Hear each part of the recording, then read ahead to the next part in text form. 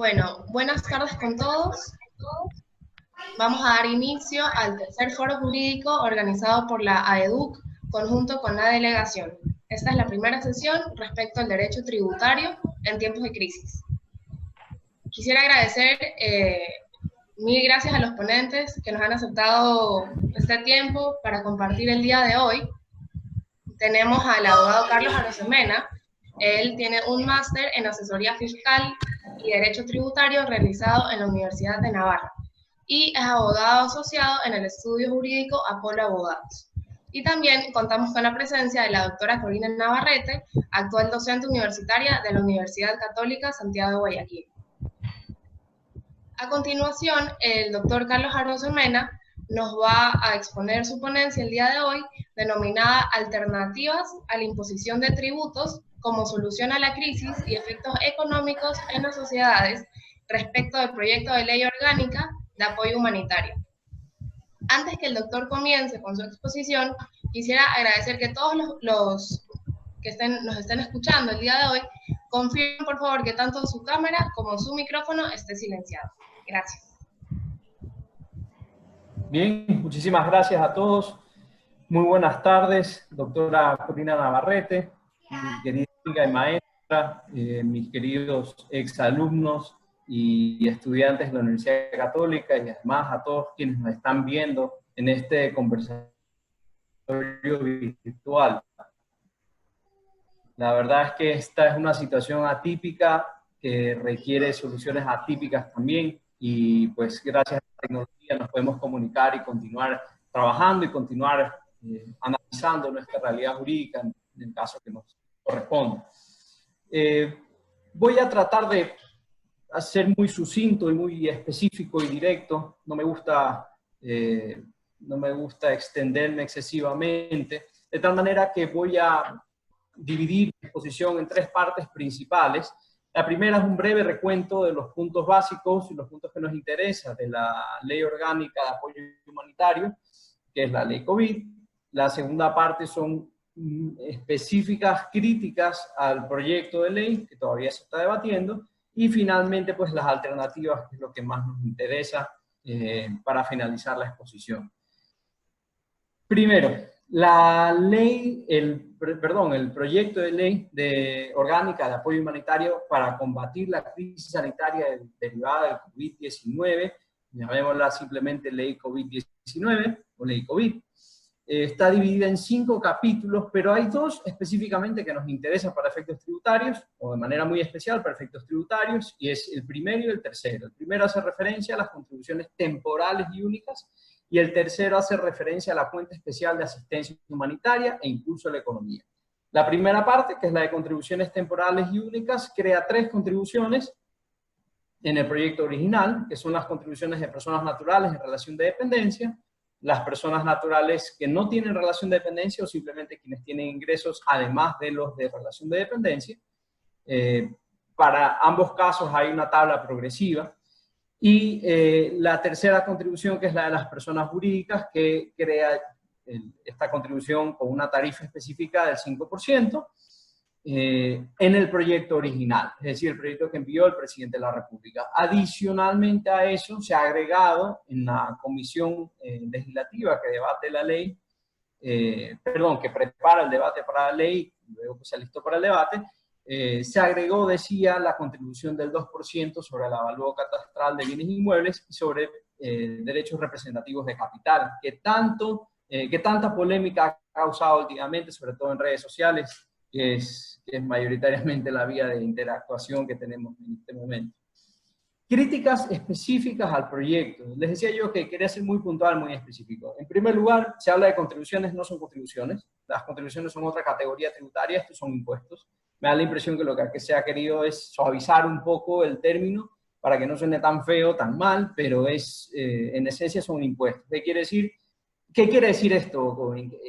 ¿Qué conlleva esta diferencia? Bueno, que los impuestos en esencia son una imposición que hace el Estado contra nada, es decir, no hay una contraprestación directa o derivada o relacionada con esto, sino que simplemente pagamos y el Estado con esto deberá cubrir ciertas cosas, ciertos gastos. Yo no tengo una repercusión directa sobre esto, es una repercusión general. No lo hace malo, simplemente estoy aclarando que son impuestos y no contribuciones. La segunda crítica es que la contribución de personas naturales habla de ingresos distintos a los de relación de dependencia y específicamente para establecer su pago se refiere a los ingresos del año pasado, el año 2019, con lo cual tenemos una retroactividad clara de la ley, lo cual además de injusto es inconstitucional por confiscatorio y no me quiero extender más en ello, sé que la doctora Corina nos va a hablar más de este asunto, o puede ser que toque más el tema, pero en tal caso pues es bastante criticable, cosa que ya ocurrió antes en la ley de solidaridad por el terremoto. Fue exactamente la misma fórmula. Para las personas que no tenían de relación de dependencia se les estableció pues un ingreso, se les estableció, perdón, una contribución en relación a los ingresos del año anterior.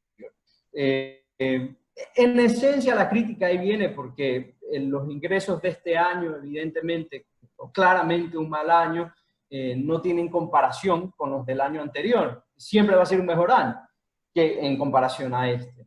Y lamentablemente la contribución se la paga con los ingresos de este año. Esa es la discordancia. Puede ser que yo no tenga los mismos ingresos que el año pasado, es muy posible, muy probable que así sea, y sin embargo se me mide con la vara del año anterior. Esa es la injusticia y ese es el carácter confiscatorio que tiene la ley. No me quiero extender más sobre eso. Adicionalmente a esto, cuando se habla de la contribución para el caso de sociedades, hay algo que no se considera aquí. Las sociedades ya tienen un impuesto a la renta, que es del 25%, ya tienen la obligatoriedad de distribuir parte de sus utilidades a favor de los trabajadores. Adicionalmente a eso, y esto es lo que creo yo que no se ha considerado, no se habla mucho, es que ya hay una contribución única y temporal establecida por la Ley de Simplificación Tributaria, que entró en vigencia el año pasado, y a eso se le suma la contribución temporal y única, cambio de orden de palabras, pero en esencia es una contribución adicional, esta contribución temporal y única, que es básicamente humanitaria por el COVID. Hay una carga tributaria excesiva, y no ha considerado esto, ¿no? Ya hay una contribución de se juntan en este caso dos contribuciones que son de carácter único y temporal, y bastante irónico que lo que han hecho es cambiar el orden de las palabras en su nombre, para lo que en esencia pues, es adicionar carga tributaria a las compañías.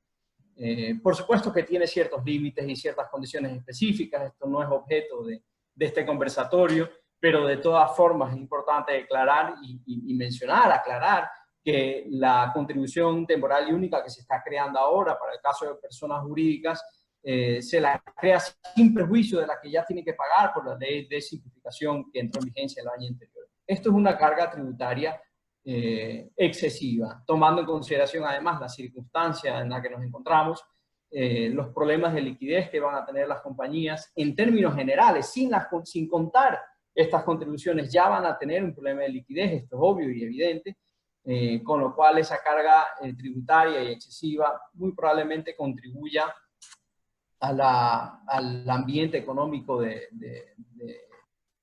retraso o de recesión, como denominan los economistas, y bueno, la ley termina siendo contraproducente. Otra crítica adicional que me gustaría mencionar es específica, dos cosas respecto a la cuenta especial de asistencia humanitaria. Como ustedes recordarán, la ley contaba de 5 capítulos, el tercer capítulo habla específicamente de esta cuenta especial. Entonces el gobierno lo que dice es, en esencia, a ver, vamos a crear una cuenta específica, única, separada del resto del presupuesto. Esta cuenta va a estar dirigida, en esencia, a atender la emergencia por el COVID y además a los problemas económicos causados por el COVID. Esos son los dos fines de esta cuenta única. Y habla de que el destino de lo que se recaude en esa cuenta especial de asistencia humanitaria, básicamente, o los destinatarios, perdón, de estos fondos en la cuenta especial, van a ser pues quienes sean parte de los planes, programas, proyectos y actividades. Pero la ley o el proyecto no especifican cuáles son esos planes. Cuando una persona cualquier persona natural o persona jurídica, incluso los estados, cuando hacen un préstamo, el que va a prestar los fondos como hecho básico es que va a preguntar, ¿para qué son esos fondos? Incluso un banco, antes de otorgarme un crédito, incluso productivo, me va a preguntar, ¿cuál es tu proyecto productivo? ¿Cuáles son tus proyecciones? ¿Qué vas a hacer con este dinero? Para saber cómo me vas a pagar y para saber que ese proyecto va a ser exitoso. En este caso es exactamente igual, no tiene por qué haber ninguna diferencia. Y sí me hubiese gustado que el gobierno sea mucho más específico en estos planes y proyectos para reactivación y además para atender la emergencia.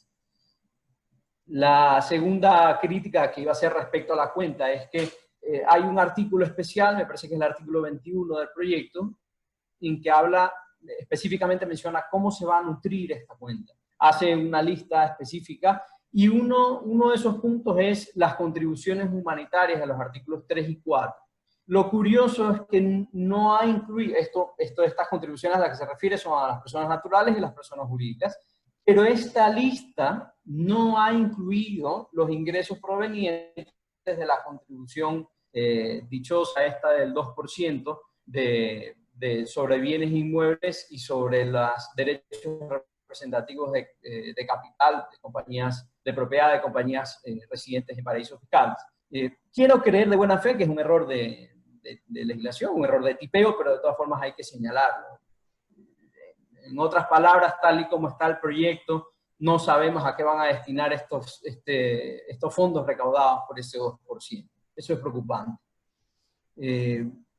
No se menciona, una crítica aparte, y esto creo que es importante, sobre todo en nuestra realidad y en la realidad de lo que está ocurriendo, es que no se menciona a la provincia de Guayas y a Guayaquil como principal afectado de la pandemia. Yo sé que esto no es muy jurídico y tributario técnico, pero de todas formas debe interesarnos porque al final del día esta contribución este plan de reactivación o de reorganización justamente debe adaptarse a la realidad. Cuando ocurrió el terremoto del 2016, como era lógico y está bien que así se lo haya hecho, se hacían observaciones específicas a los sectores más afectados por el terremoto, que son Manabí y las provincias de Manabí y Esmeraldas. En este caso no se ha hecho una mención a Guayas. ¿Qué va a pasar con Guayas? Es decir, Guayas per se, como provincia, es la más afectada por diferencia con el resto de provincias del país. Pero en cambio en este proyecto no se lo hace mención y se le da un tratamiento específico. Esto debe cambiar y ojalá que los legisladores lo observen. Es preocupante que no se lo haya observado desde un inicio. Finalmente está la contribución a la que hacíamos referencia, al 2% sobre bienes inmuebles y sobre derechos representativos de capital. Esto es lo que más ha desatado polémica en las redes sociales, sobre todo en Twitter, donde se habla de una redacción deficiente. Y en efecto, la redacción es deficiente. El título menciona específicamente que se refiere a compañías residentes en paraísos fiscales, pero el texto es mucho más extenso, hay un punto y coma que confunde, de tal manera que no deja claro y hace pensar el texto aislado que la contribución del 2% es para todos los bienes inmuebles del Ecuador, no solo para los de propiedad de compañías residentes en paraísos fiscales. No especifica sobre eso, pero yo creo que el artículo debe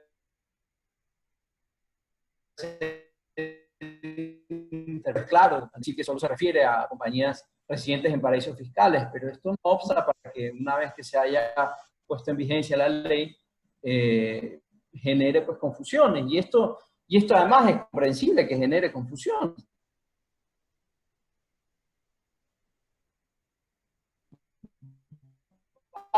A generar confusión y es muy posible que y los abogados, esto genera una confusión generalizada, pero además contribuye a la inseguridad jurídica que ya existe en el país. ¿Para qué aumentarla? ¿Por qué no hiciera una redacción más específica, más escueta?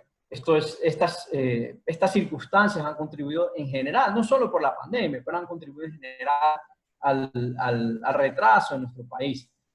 debe ser observado. Es muy obvio, pero debe ser observado.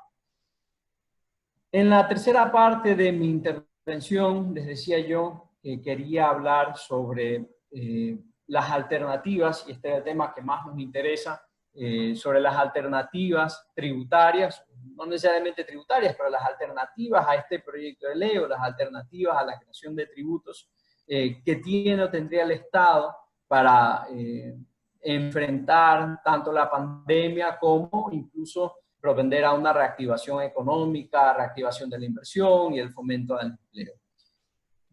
Hay algo importante que quiero decir en esto antes de comenzar a comentar estas alternativas, y es que todo esto está sujeto a debate. Obviamente no pretendo yo tener la última palabra, solo pretendo, por el contrario, generar debate, pero es importante librarnos de prejuicios. Por obvio que parezca lo que voy a decir, pero los prejuicios impiden que se haga un debate real, certero, y se llegue a una decisión racional que nos beneficie a todos. Estos prejuicios son generalizados y estoy seguro que me van a dar la razón porque en algún momento los hemos escuchado, o incluso nosotros mismos podemos haber contribuido a este tipo de prejuicios en conversaciones tanto jurídicas como conversaciones generales.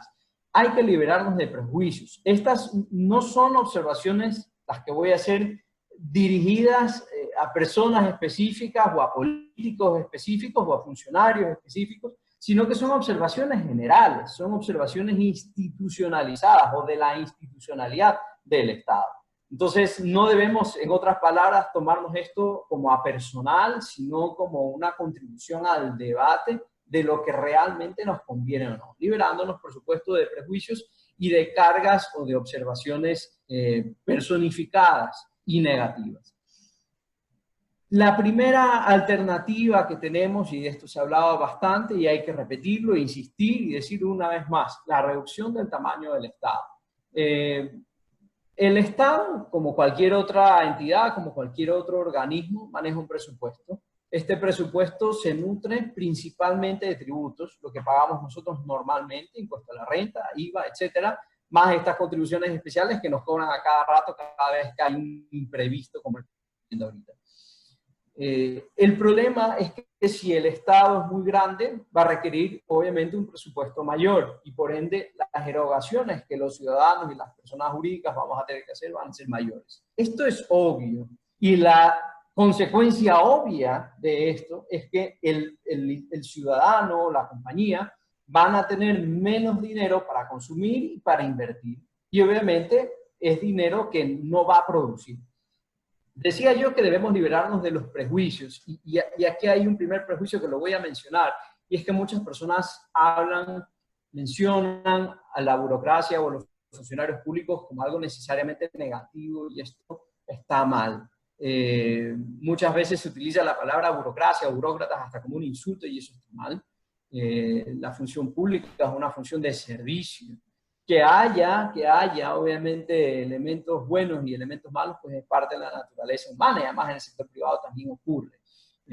Insisto, debemos liberarnos de ese prejuicio y lo que sí deberíamos hacer es, liberados de ese prejuicio, analizar si la carga, es decir, el número de funcionarios o de entidades que tenemos es estrictamente necesaria o no. Eso es lo importante, liberarnos de ese prejuicio y decir, bueno, veamos, ¿esto es necesario?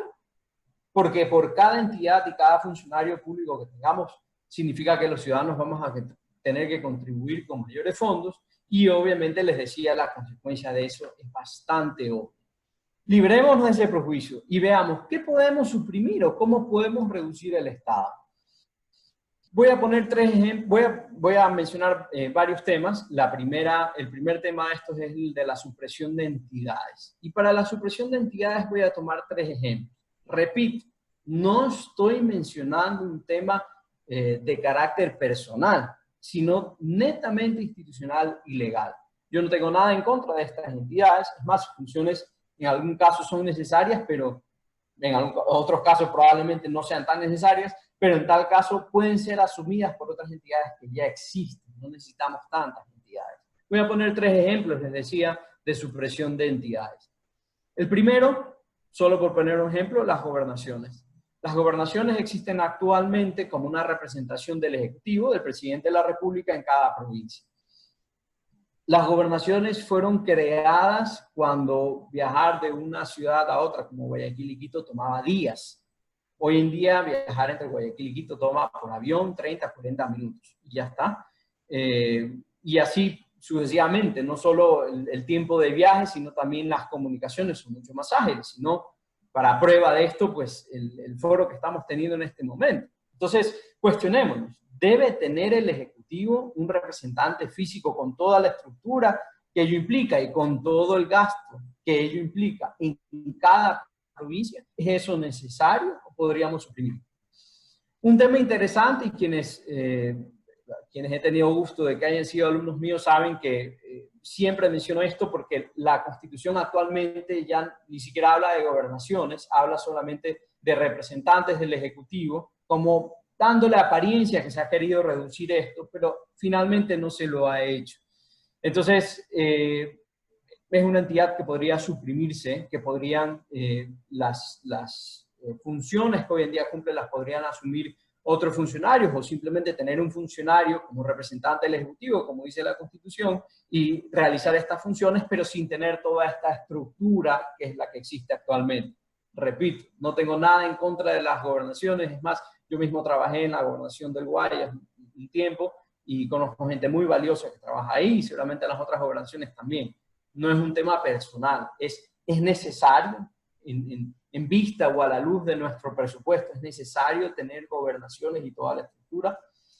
Un tema interesante dentro de las gobernaciones es que dentro de esa estructura, por ejemplo, existen los intendentes generales de policía. Yo mismo fui intendente general de policía de una época y por eso lo sé.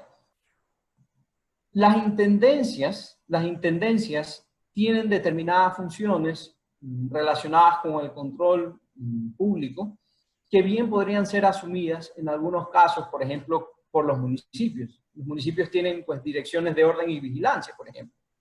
Las intendencias emiten un permiso anual de funcionamiento. Ese permiso anual de funcionamiento debería emitirlo el municipio. Es más, probablemente el municipio también pida para estos casos, pues, permisos anuales de funcionamiento. Entonces, tenemos, además de la carga, de la duplicidad de la carga de dos entes o dos funcionarios que pueden hacer lo mismo, además de eso, tenemos dos contribuciones tributarias, o dos tasas tributarias, perdón, en este caso, que son básicamente por lo mismo. Es innecesario. ¿Podría esto suprimirse? ¿Podría esto reorganizarse? Claro, por supuesto. Y no es necesario crear contribuciones nuevas para ello. Un segundo caso es el de las prefecturas. El caso de las prefecturas, en algún momento creo que fue debatido públicamente, creo que no llegó a mayores ese debate porque siguen existiendo las prefecturas. Insisto, tampoco es personal, no es nada personal contra las prefecturas, pero sus funciones bien pueden ser asumidas por otros organismos. El municipio mismo, y por otro lado, pues existe un Ministerio de Obras Públicas. Podrían coordinar el Ministerio de Obras Públicas con los municipios y desarrollar su trabajo sin tener que tener este intermediario de las prefecturas que genera un gasto, un costo importante. Y un tercer ejemplo es el de la posibilidad de fusionar entidades. En este caso solo voy a hacer referencia a algo que se me ha ocurrido y para este caso, simplemente para mencionarlo como ejemplo, y es, ¿por qué no fusionar la Defensoría del Pueblo con la Defensoría Pública? Yo no creo que suprimirlo sea la solución. En algún momento, hace poco, me parece, escuché o leí en alguna parte que se estaba debatiendo, o alguien tenía una propuesta de eliminar estas entidades. Yo no creo que necesariamente eliminarlas, pero digamos las funciones que cumplen son bastante neurálgicas sin embargo están bastante relacionadas. La Defensoría Pública, como ustedes conocen, básicamente es la entidad o el organismo que provee de asistencia jurídica o de patrocinio jurídico a quien no puede pagarse un abogado, y la Defensoría del Pueblo, pues, que está relacionada a la defensa de derechos fundamentales. ¿Puede esto conflagrarse en una sola entidad? ¿Por qué no? Sí, ya sé que no es ortodoxo, pero es una manera creativa de ir disminuyendo la carga presupuestaria. He puesto, repito, solo 3 ejemplos: gobernaciones, prefecturas y la fusión de entidades. Son solo 3 ejemplos, pero yo les digo una cosa: si ustedes entran al catastro de entidades públicas, estoy seguro que se van a encontrar con una serie de entidades que muy probablemente o sus funciones no tengan tanta relevancia o trascendencia, o la tengan, pero puedan ser realizadas por otras funciones u otras entidades. Entonces, hay que empezar a disminuir esa carga del Estado, ¿no? Esa carga al presupuesto, que en definitivas cuentas es una carga al ciudadano, es una carga a ustedes, es una carga para mí.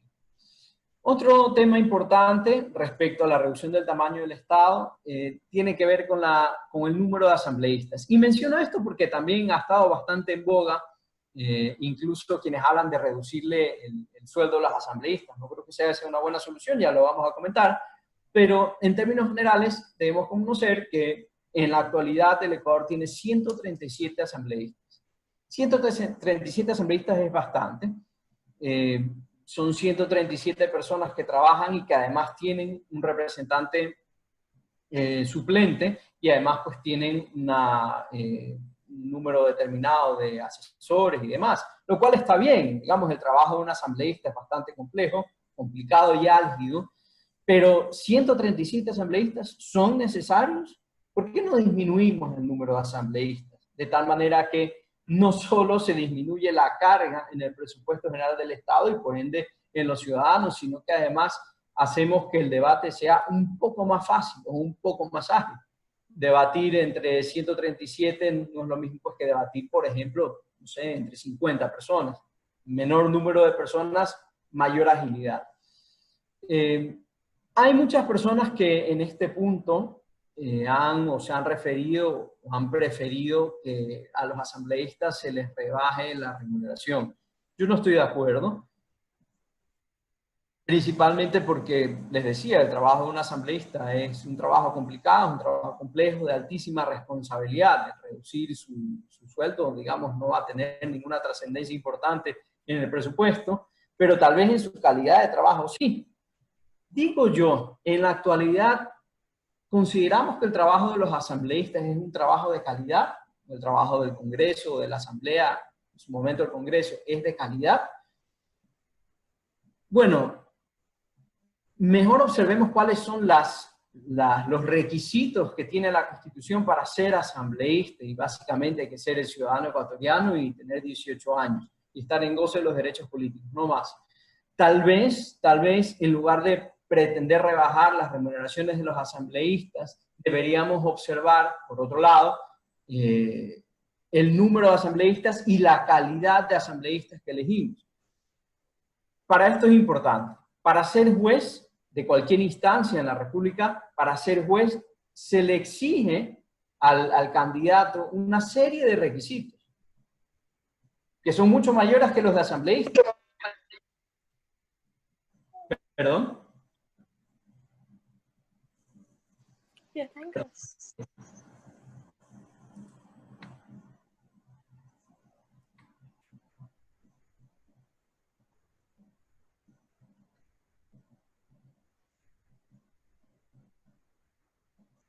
Creo que hay un problema de comunicación. María Paula, ¿me escuchan? Sí, doctor, sí se escucha. Sí se escucha, perdón. Ok, continúo. Yo los veo intermitentes, pero continuamos. Decía yo que para ser juez se requiere una calidad determinada, una trascendencia determinada en el ejercicio del derecho. Y ellos, los jueces, son quienes van a aplicar el derecho. ¿Por qué a quienes son asambleístas, que son básicamente quienes van a crear el derecho, por qué no les exigimos también una mejor calidad? Yo no creo que rebajar sueldos a asambleístas sea una buena idea. Tendríamos asambleístas a los que nos exige mucho para hacerlo y además estarían mal pagados. No creo que esto sea conveniente. ¿Aló? ¿Hola?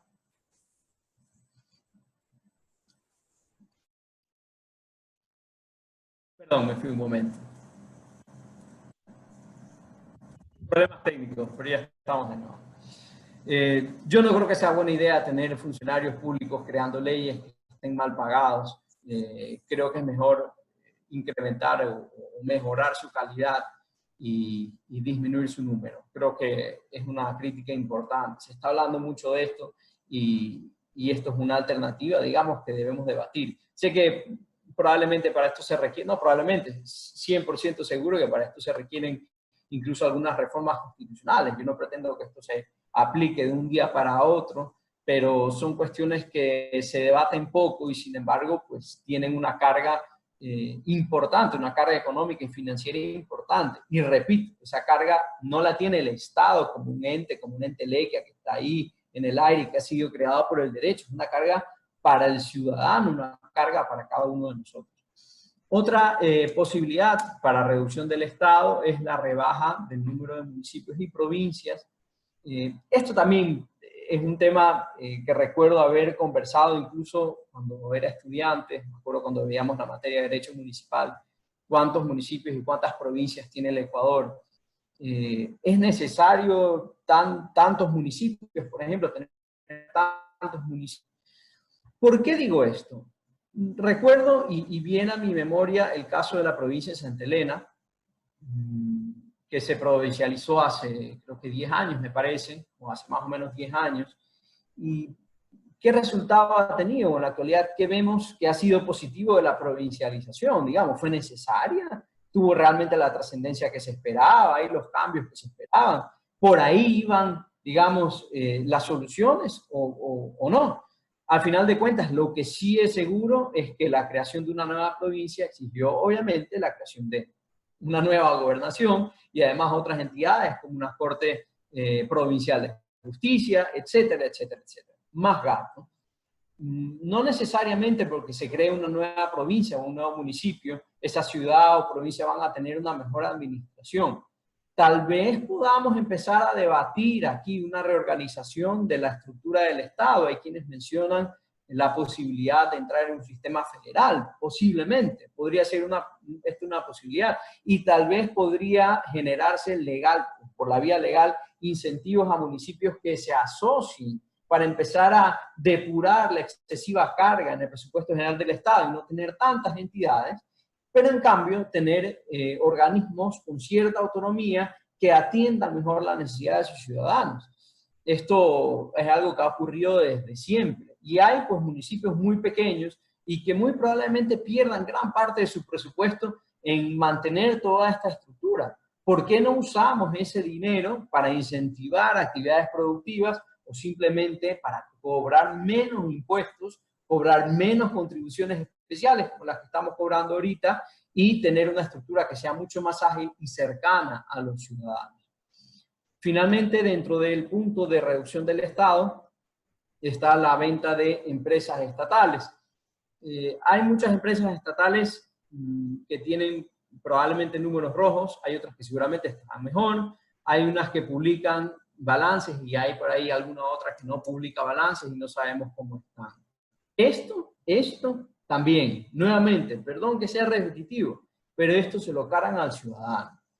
¿Por qué no disminuimos la carga del Estado y vendemos, o el Estado vende estas compañías? Estas compañías no son necesarias. Por ejemplo, hay periódicos, por ejemplo, hay bienes de empresas de telecomunicaciones que realmente no tienen ninguna trascendencia particular para el Estado y que tal vez en manos de un privado podrían tener un mejor servicio, o tener un precio más asequible, ser más transparentes y sobre todo que no le cueste al ciudadano, sobre todo que no sea un riesgo para el ciudadano, porque toda empresa implica un riesgo. Entonces hay empresas de aviación, hay empresas de telecomunicaciones, etcétera, etcétera, ¿no? Una venta de empresas estatales es una gran posibilidad de reducir el tamaño del Estado, de agilizar perdón, su actividad y de hacerlo más eficiente. En tercer punto, son solo 4 puntos de alternativas, no les voy a quitar tanto tiempo más. El siguiente punto es básicamente el tema de los combustibles, que ha sido tan polémico en los últimos meses. Bueno, ya ha sido polémico desde que me acuerdo, no solo por el subsidio, sino porque además hay un precio controlado y además pues hay una prohibición de importación o ciertos obstáculos a la importación de combustible. No voy a tocar el tema del subsidio, eso es, digamos, gajes de otro oficio, pero sí es importante mencionar que hay una prohibición o un obstáculo generalizado para la importación de derivados de combustible. Obviamente esto hace que el precio sea controlado y básicamente pues los ecuatorianos estamos obligados a pagar el precio de combustible que nuestro propio Estado establece. No pagamos un precio internacional, competitivo, real, sino que pagamos pues el Estado, de acuerdo a sus cálculos, piense que es el adecuado. Esto produce dos problemas. Uno, el costo para el Estado, y eso va más para el ámbito del tema de subsidios, así que no voy a entrar en eso. Pero el segundo tema es que muy probablemente quienes pagamos por ese combustible, estamos pagando por un combustible más caro, probablemente un combustible que no tenga tan buena calidad como otros podrían tener. Es decir, la competencia es sana, ¿por qué no permitir que haya una competencia también en esto? Recordemos, esa prohibición de importación de combustible es también un costo que se traduce en mayores tributos. El tercer punto de alternativas para el sistema tributario es la reactivación productiva. En el primer punto de esto, respecto a la reactivación productiva, debo mencionar que hay unos beneficios tributarios que fueron establecidos en la Ley de Fomento Productivo, en la ley del COVID, la que estamos pues debatiendo, la que se está debatiendo actualmente, no se trata respecto a, no se menciona, perdón, no se hace mención a beneficios tributarios, a incentivos tributarios ni incentivos para la inversión.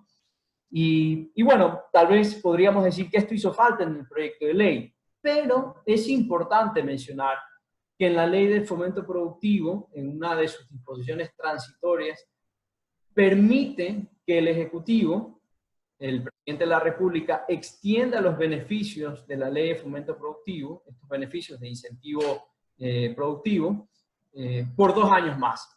Recapitulando un poco, la Ley de Fomento Productivo entró en vigencia en el 2018 y se crearon distintos incentivos, uno de ellos, tal vez uno de los más relevantes, que es el de la exoneración de impuestos de la renta para ciertos sectores priorizados por 8 años o 12 años. Fue creado en 2018 y tiene vigencia de 2 años, es decir, su vigencia finaliza en agosto de 2020, pero hay la posibilidad de que el presidente de la República lo extienda por 2 años más. No sabemos qué está pensando el presidente de la República en relación a esto, al menos yo no he visto ninguna noticia al respecto, pero es de esperar y es deseable que el presidente de la República, ya que no han incluido beneficios o incentivos a la producción o incentivos tributarios en el proyecto de ley COVID, al menos, decía, es de esperar que el presidente de la República utilice esa potestad que le da la Ley de Fomento Productivo y extienda por 2 años más estos beneficios tributarios.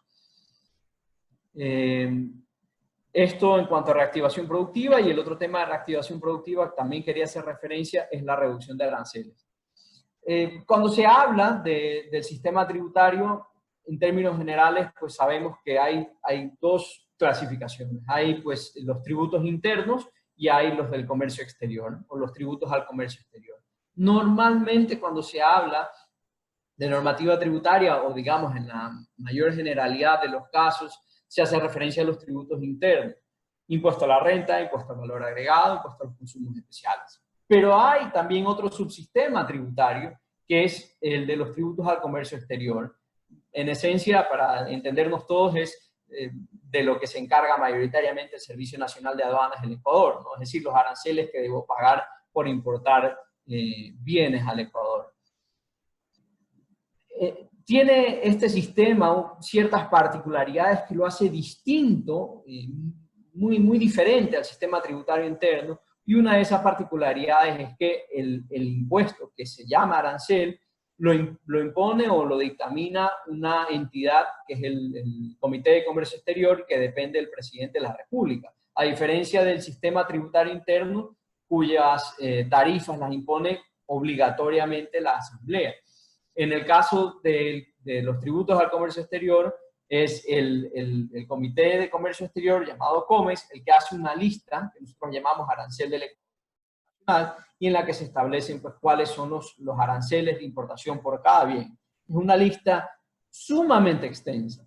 Pero si ustedes la revisan, se van a dar cuenta que hay muchos bienes que tal vez no tengan ninguna razón de tener un arancel, o no tener un arancel tan alto, o bueno, no haberse considerado para esos términos.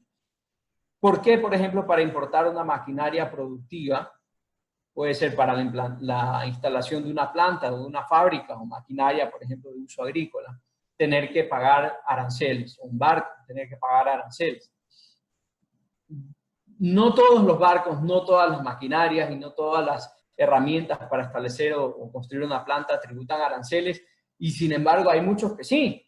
Entonces, es deseable también que el gobierno nacional, dentro de este esquema de reformas relacionadas a la emergencia del COVID, también tenga un plan de disminución progresiva de aranceles. Si nosotros queremos incentivar la producción nacional, si nosotros queremos incentivar la reactivación económica, pues es por demás lógico que debemos reducir los aranceles o la carga arancelaria.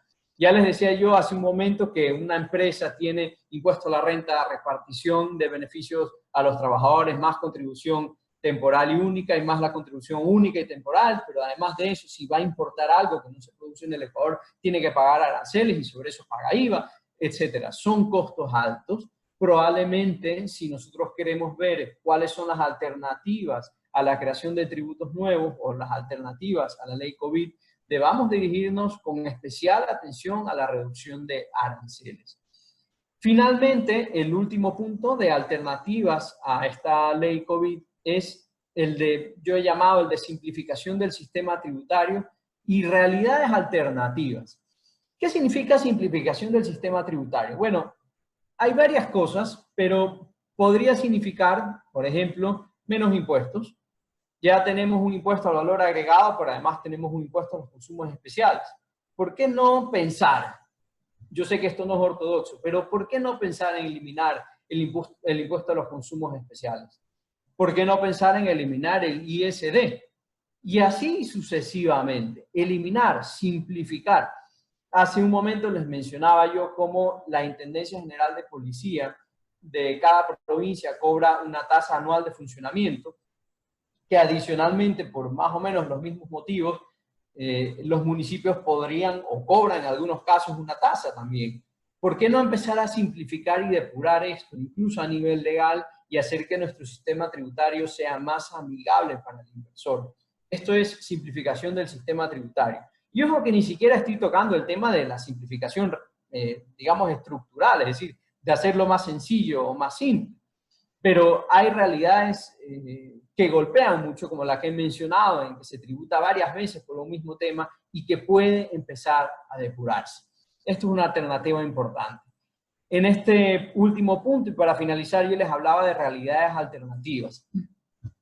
Y esto es tal vez lo menos ortodoxo de lo que voy a hablar en esta intervención, no tan breve, prometo terminar pronto, pero creo que es necesario, creo que es importante mencionar esto. Normalmente las personas hablan, en general se habla, perdón, de los paraísos fiscales, y esto tiene una carga negativa por obvias razones, pero no necesariamente está eso mal, digamos, hay distintos matices, hay distintos grises. No necesariamente el tener algo en un paraíso fiscal necesariamente es malo, no necesariamente es ilegal, digamos, en principio no es ni siquiera ilegal, de tal manera que hay una carga negativa y prejuiciosa con los paraísos fiscales, y esto pues es un tema generalizado, pero debemos nosotros conocer que el término paraísos fiscales es una creación, digamos, una creación legal, es una ficción legal, y básicamente lo que busca es determinar ciertos territorios o ciertos países que tengan una excesiva menor tributación y además que sean opacos, es decir, que no tengan sistemas de información, que no haya acceso a la información para otros gobiernos, de tal manera que el gobierno de un país no sepa lo que otra persona tiene en patrimonio en otro país, y así sucesivamente, ¿no? Lo que se busca con el criterio de paraísos fiscales, disminuir la opacidad. Se busca transparentar. Pero el tema con los paraísos fiscales es que hay este prejuicio generalizado y que lamentablemente arrastra mucho o gran parte de las discusiones hacia un mismo concepto y las mete en un mismo saco como que si fuera lo mismo. decía yo que el concepto de paraíso fiscal está dirigido a tributaciones en exceso disminuidas y obviamente a la opacidad. Pero ¿por qué no pensar en un sistema tributario con menor carga? No he dicho en exceso, no digo que no haya tributación, he dicho con menor carga tributaria. En esencia, los tributos que son una obligación o una erogación que nos impone el Estado, en esencia los establece cada Estado de forma unilateral. No es que los distintos estados se ponen de acuerdo y vamos a ver que todos graban impuesto a la renta y graben tal impuesto a la renta y tal tarifa de impuesto a la renta o tal tarifa de IVA. Esto quiere decir que en el plano internacional los países en cierta forma compiten. Hay quienes tienen mayor carga de impuesto a la renta y quienes tienen menor carga de impuesto a la renta. Hay quienes tienen mayor carga de IVA y menor carga de IVA. ¿Por qué no pensar en disminuir esa carga tributaria, tanto de renta como IVA, o tal vez de otros tributos, que nos hagan más competitivos frente a otros países? No estoy hablando de opacidades, no estoy hablando de establecernos como, o convertir al Ecuador en un paraíso fiscal, simplemente estoy hablando de medidas que, como es lógico, pueden propiciar a la atracción de inversiones. Mucho se habla, incluyéndome, de la atracción de inversión extranjera. Es importante que el desarrollo de un país contemple la atracción de inversión extranjera. Es más, tengo el convencimiento pleno de que el desarrollo del Ecuador, históricamente tengo entendido que es así, se ha basado básicamente en el desarrollo privado, en la inversión privada y demás. Lo que se ha podido desarrollar a pesar de tantas cosas, y una de ellas es la carga tributaria. Entonces, ¿por qué no apuntar a eso que nos ha garantizado el desarrollo o que nos ha dado un desarrollo? Tal vez es una buena vía para desarrollar y es una vía alternativa a esta creación de tributos.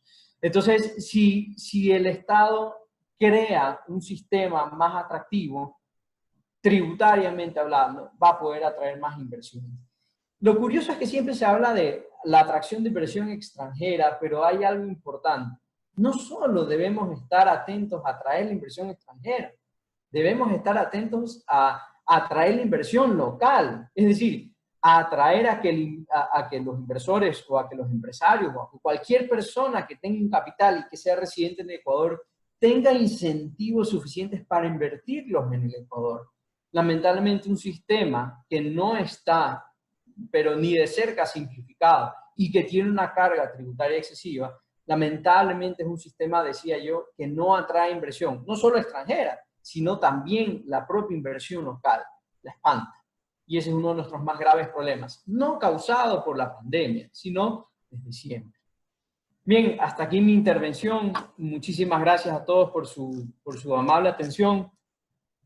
Por supuesto, estoy abierto y tengo entendido que al final de la intervención de la doctora Corina Navarrete seguramente habrá espacio para algunas preguntas y, por supuesto, estoy a su disposición. Muchísimas gracias, doctor, por su valiosa intervención. A continuación, la doctora Corina Navarrete nos expondrá la naturaleza de la contribución de los trabajadores en el sector público y privado. Doctora. Ok, vamos a ver si esto se comparte. No se compartió. No se compartió las diapositivas. ¿Se ven las diapositivas? ¿Se ven las diapositivas? Sí, doctora. Sí. ¿Sí se ven las diapositivas? ¿Sí se Sí. ven? Ok. Comenzamos. Mi tema es la naturaleza jurídica de la contribución a trabajadores del sector público y privado, originada de la Ley de Apoyo Humanitario por la pandemia del COVID. Debo iniciar esta presentación necesariamente con una introducción. Tenemos que tener presente que nosotros consideramos al Estado nuestro administrador para que nos satisfaga nuestras necesidades públicas. En ese momento, el Estado necesariamente requiere de ingresos. Los ingresos deben de provenir de quien lo forma al Estado, quiere decir de los ciudadanos. Para ello, el propio ciudadano ha establecido limitaciones al Estado para poder pedir esos ingresos al ciudadano. ¿Cuáles son esas limitaciones? Son los principios.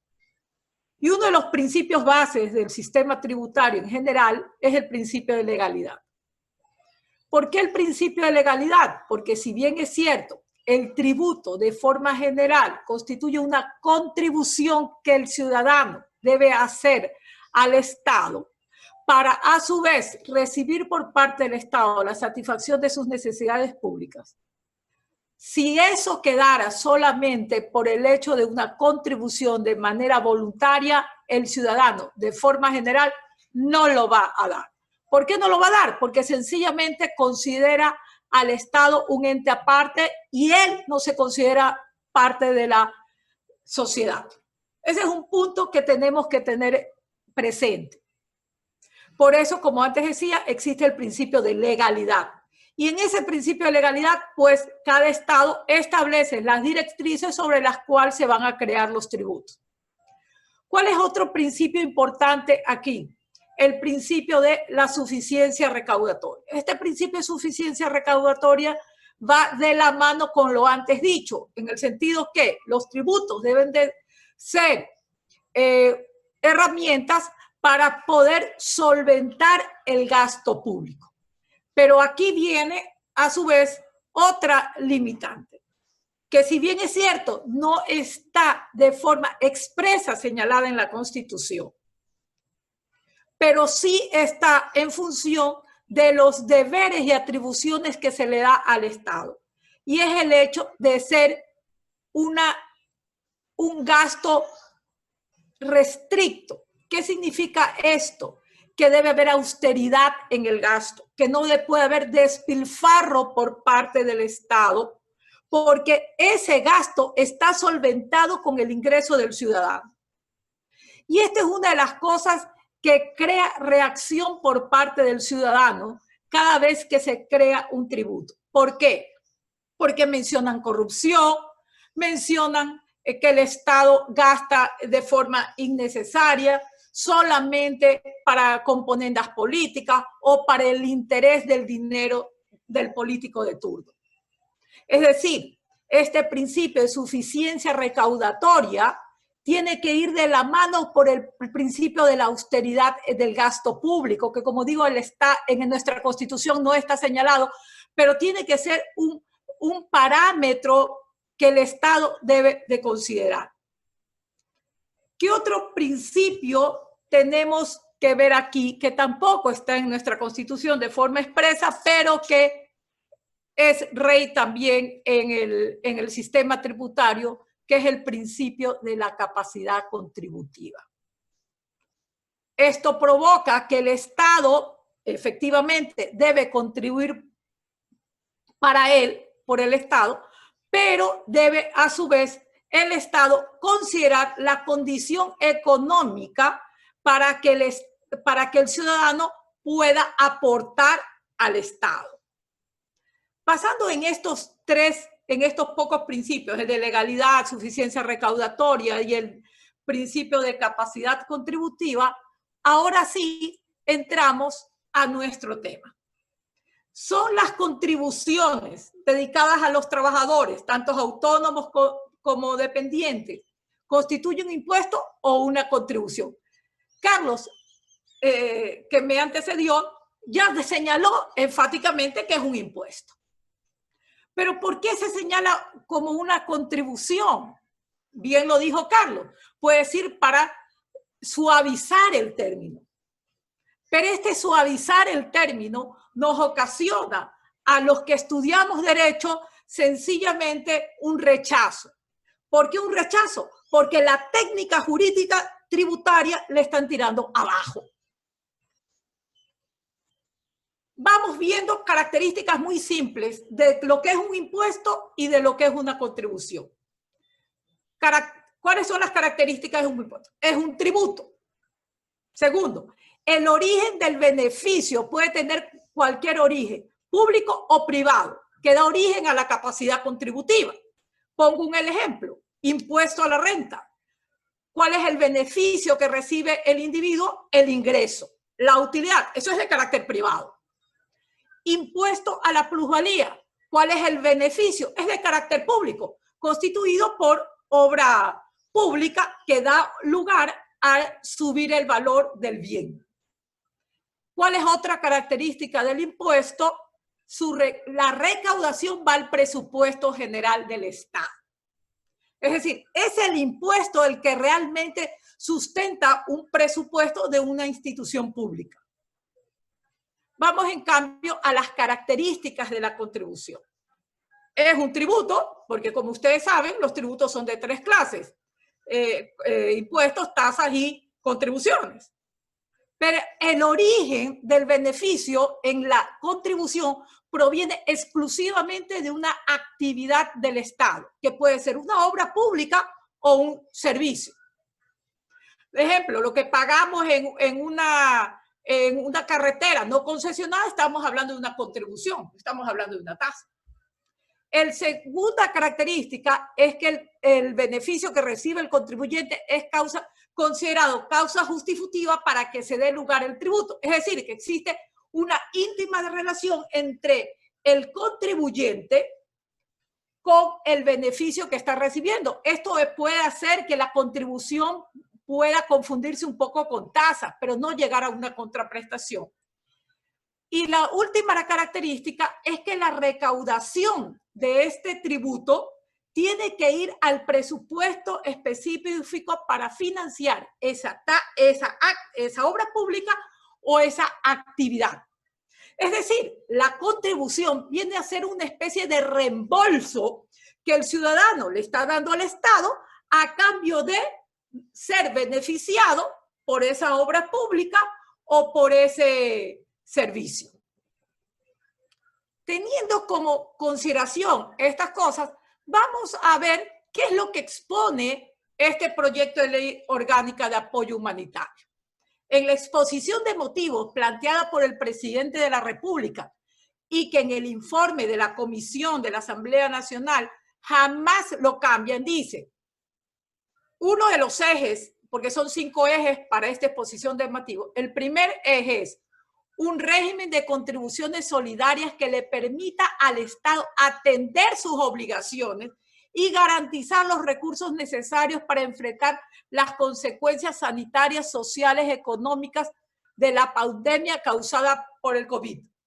Y en esta exposición de motivos, si ustedes revisan el proyecto presentado por el presidente de la República, habla que el precio del petróleo cayó, que está en unas condiciones económicas insostenibles, que arrastra deuda proveniente del gobierno anterior. ¿Qué nos está dando la idea? Que no tiene dinero. Que no tiene dinero para solventar no solamente la pandemia, sino para no solventar el gasto que tiene el Estado a diario. Esa es la situación crítica. Hemos visto en los periódicos que los sueldos de los funcionarios públicos se demoraron más casi 20 días en ser pagados, lo del mes de marzo. Que se han descuidado otras áreas de la salud como el dengue. Es decir, el Estado no tiene dinero. ¿Cuál es la forma rápida de obtener dinero? Es a través de impuestos. Antes era del impuesto al valor agregado. Era facilito subir el impuesto al valor agregado porque eso era recaudación antes. El gobierno anterior ya comenzó con esta cuestión de aquí, con dirigirse a los impuestos de carácter directo. ¿Por qué a los impuestos de carácter directo? Para lograr una tranquilidad para el indirecto del IVA y tratar de fomentar. ¿Cuál sería el único? El impuesto a la renta. Eso está dirigido. ¿Qué otra cuestión? En el considerando de esta ley, que tampoco fue cambiado por la comisión, dice que el artículo 301 de la Constitución de la República del Ecuador señala que solo por iniciativa de la función ejecutiva y mediante ley sancionada por la Asamblea se podrán establecer, modificar, exonerar o extinguir impuestos. Es decir, la base legal para crear una contribución es la base legal de creación de impuestos. Y a esto me quiero referir también otra cuestión. Con esto no es que el presidente de la República no pueda crear contribuciones. El presidente de la República puede presentar proyectos de contribuciones y de tasas.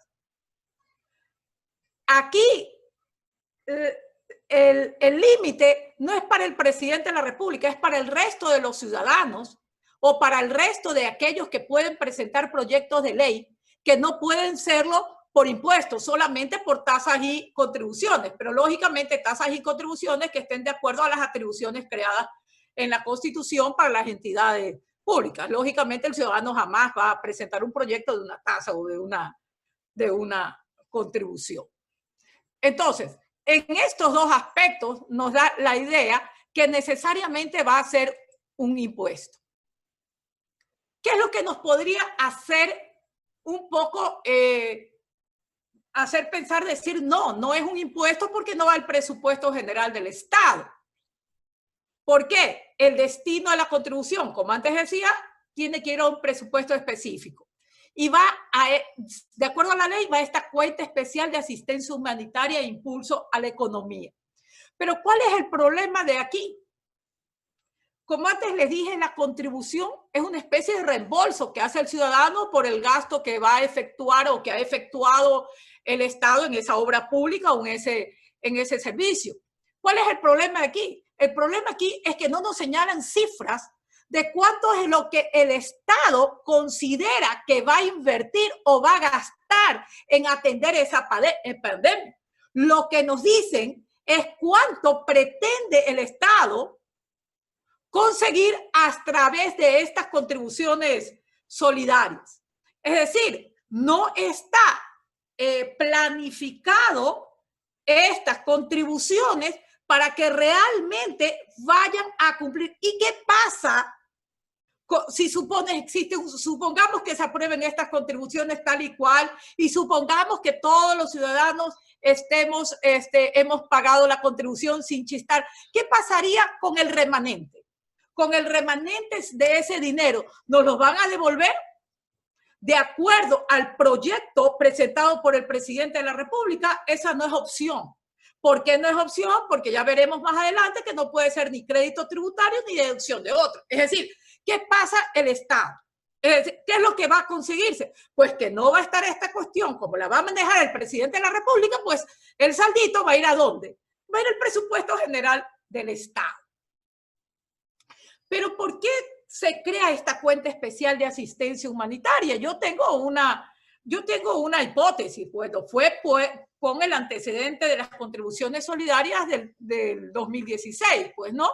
Que sencillamente hubo en ese momento, lógicamente todo el mundo quería contribuir, nadie se opuso, pero el problema estaba que querían que se haga a través de un fideicomiso, pedía el sector privado.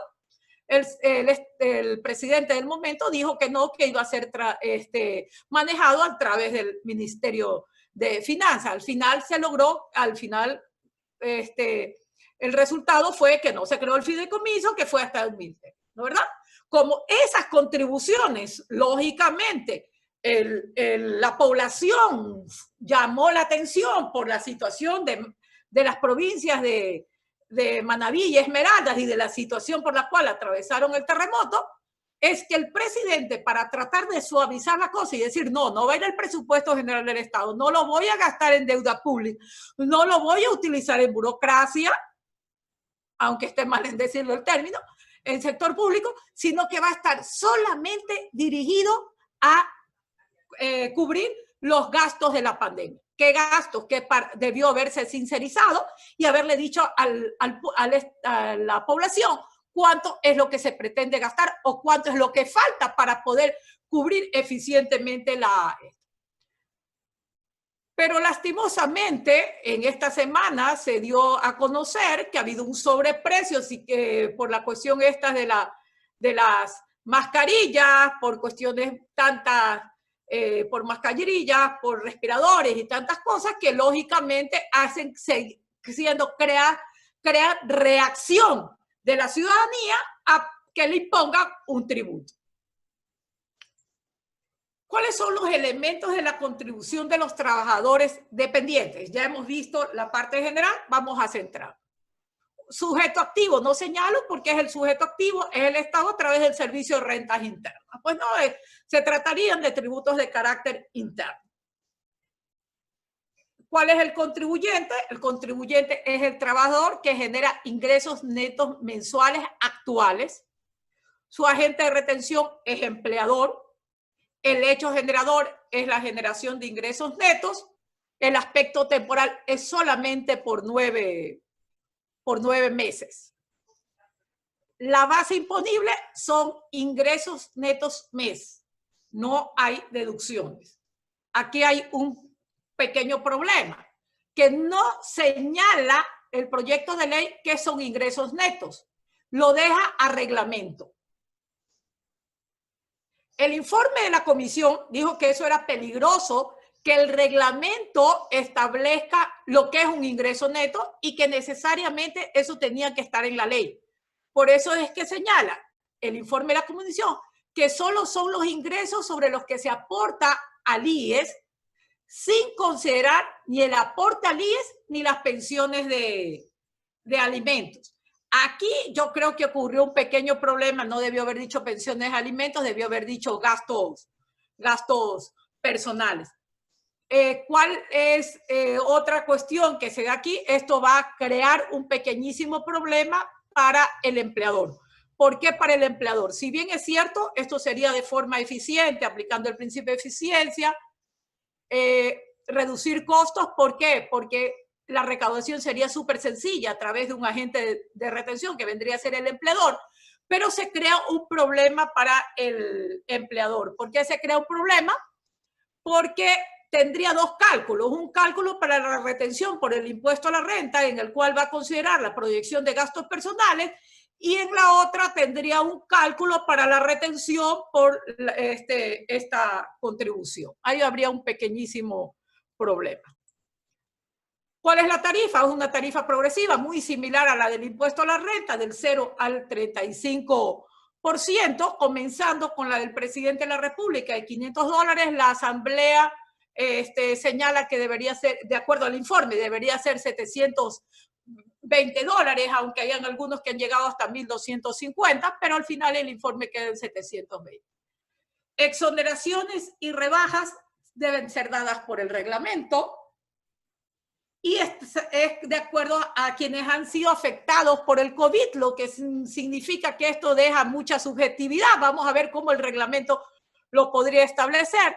Y la otra es el discapacitado, puede rebajársele hasta un 50%, muy superior a lo que señala el impuesto a la renta. Particularmente yo creo que debió haberse utilizado la base igualita a la del impuesto a la renta. Si comienza del 0 al 35 como el impuesto a la renta, debieron haber empezado de la base con tarifa cero del impuesto a la renta y mensualizarla, que más o menos sale como $1.100 mensuales, y utilizar la cuestión esta de la proyección de gastos personales.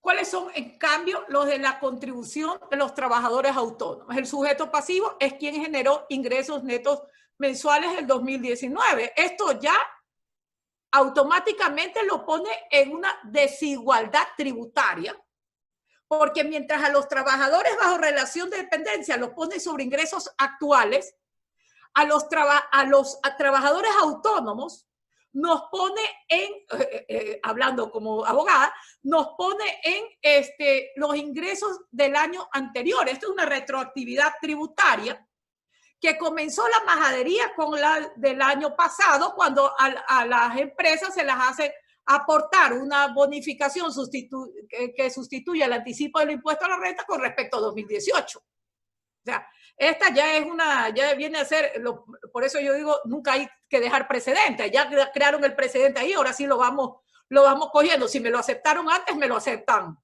ahora. Pero como digo, es una desigualdad tributaria porque nos deberían de poner, si todos somos trabajadores, al mismo nivel. El aspecto temporal también es de 9 meses y la base imponible es ingresos netos mes. No hay deducciones. Y dice que los ingresos serán identificados en el reglamento, pero la comisión sí dice no se debe considerarse gastos personales y debe de considerarse todo beneficio tributario a que tenga lugar, porque puede ser una persona mayor de 65 años que tenga cierta rebaja y en consecuencia puede beneficiarse de esta situación. En los dos casos hay multas e intereses. Las multas 3% mensual, igualito al del artículo 100 de la Ley de Régimen Tributario Interno, se sigue la misma línea, el hecho generador es ingreso, y el interés son sujetos al artículo 21 del Código Tributario, que es normal. Dice, estas contribuciones, dice el proyecto, no es gasto deducible ni crédito tributario. Y el informe de la comisión, en cambio, dice, sí es crédito tributario desde el ejercicio económico 2022 al 2025. Lo que decía uno de los asambleístas es que el darle la categoría a esta contribución de crédito tributario es como una especie de préstamo que el ciudadano le hace al Estado para pasar la crisis, pero después que se le devuelve. Pero da la pequeña casualidad que la Constitución no prevé ninguna posibilidad de préstamo del ciudadano hacia el Estado. Es más bien el Estado el que debe prestar al ciudadano, más no el ciudadano. El ciudadano debe contribuir a través de los diferentes impuestos, tasas y contribuciones, pero no hacer préstamo. El otorgar crédito tributario 2022 al 2025 desnaturaliza la realidad económica del momento. ¿Por qué? Porque todo gobierno establece su presupuesto en función de sus impuestos y la recaudación que eso va a ocasionar. Entonces, al crear este crédito tributario, sencillamente el gobierno del 2022 al 2025 pues ya estaría con una recaudación menos. De todo lo que hemos visto, ¿qué es esta contribución? ¿Es realmente una contribución? No. Como bien lo dijo Carlos, es un impuesto. Alguien me diría, pero va a una comisión especial, a esta cuenta especial. Sí, pero también hay impuestos preasignados. Hasta el año 2007 teníamos impuestos preasignados a tal extremo que el impuesto a la renta iba a un porcentaje, el 40% de acuerdo a la Ley de Régimen Tributario Interno, iba a la escuela, universidades y escuelas politécnicas, el otro porcentaje iba a los municipios. Teníamos el impuesto en los consumos especiales, que subió la recaudación, subió el tarifario mejor dicho, se incluyó en telefonía, era para atender a la ley de emergencia de maternidad. Entonces quiere decir que ya habían impuestos preasignados. Con esta situación volvemos a los impuestos preasignados. ¿Por qué el Estado recurre a creación de impuestos para tener ingresos? Sencillamente porque es la forma más fácil. Es al ciudadano al que lo tiene a la mano. Particularmente creo que estas contribuciones no deberían de aplicarse, que la Asamblea no debería de dar paso a ninguna, ni la del 2%, porque es inconstitucional. Una contribución, impuesto, no puede ser creado por un asambleísta, tiene que venir el proyecto por parte del presidente de la República, y si quiere crear una contribución, póngale el proyecto aparte, que sí podría, pero no dentro del mismo proyecto. Entonces, de primera, no debería por todas esto. Segundo, por la situación económica en que vivimos. Estas contribuciones van a afectar a la liquidez, van a afectar a la capacidad económica de los ciudadanos. ¿Qué es lo que debería hacerse? ¿Qué es lo que debería hacerse? Yo creo que el Estado debería asumir su responsabilidad en 3 aspectos. Primer aspecto, efectivizar la recaudación. ¿Cómo se efectiviza la recaudación? a través de dos aspectos fundamentales. Primero, el asunto de no devolver el IVA a las empresas, a las sociedades exportadoras, mientras el Estado no esté lo suficientemente seguro que ese dinero de exportación ha venido acá al Ecuador. Acuérdense que en el impuesto de la salida de divisas hay una presunción del impuesto por parte de exportadores cuando no se queda. Yo creo que no, esa debe ser una condición. No le devuelvo el IVA al exportador mientras que el exportador no me demuestre efectivamente que ese dinero de exportación vino acá. Y le quito todo beneficio tributario al exportador mientras no me confirme eso. ¿Cuál sería la otra situación? Hacer una relación SRI con Superintendencia de Compañías para el control de la constitución de compañías fantasmas. Eso en primer lugar. Seguido por un seguimiento que puede hacer muy bien el Servicio de Rentas Internas a esas compañías por sencillamente los anexos transaccionales a través de las compras. Ahí debería estar el Estado. Y la otra, que tiene que ver con la propuesta del asambleísta con respecto a la contribución para paraíso fiscal. Y esto es siguiendo una lógica. Si nosotros nos damos cuenta en la ley de régimen tributario interno, se quita todo beneficio tributario para aquel que tenga transacciones con paraísos fiscales. Y en algunos casos aumenta hasta países de menor imposición. Sí, ya la ley de régimen tributario interno eso no lo hace.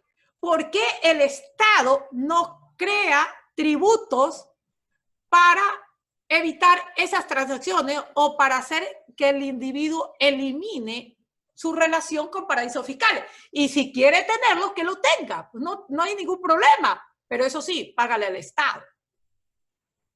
Esa sería mi forma, que no, de esa forma no se afectaría a un buen contribuyente y a quien realmente no quiere utilizar una tramoya de una sociedad a través de un paraíso fiscal. Hasta aquí mi intervención. Muchísimas gracias. Muchísimas gracias, doctora, por su intervención. Ahora pasaremos a la ronda de las preguntas. Las primeras 3 preguntas van a ser para que los dos ponentes den su opinión. De ahí vamos a seguir las preguntas que han sido determinadas para los ponentes. La primera pregunta. ¿Consideran ustedes que la suspensión de los plazos y términos en los procesos judiciales vulneran el derecho a la tutela judicial efectiva en el elemento del acceso a la justicia y el principio de plazo razonable? Doctor.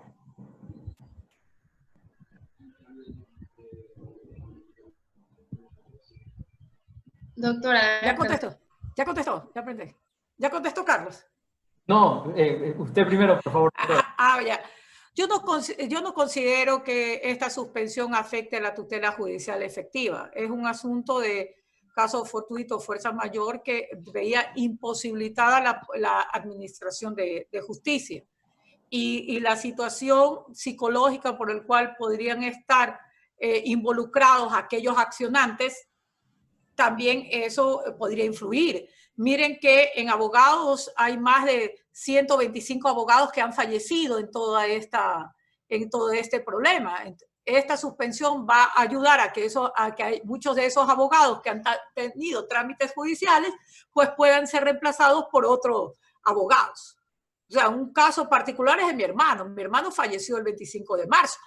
Y sus casos, o sea, en el supuesto caso que me lo hubieran derivado a mí, ¿yo cómo puedo buscar expedientes, revisar? O sea, no puedo hasta que se abra completamente. Entonces, a mí no me parece. Eso es más bien una posición de igualdad de las partes.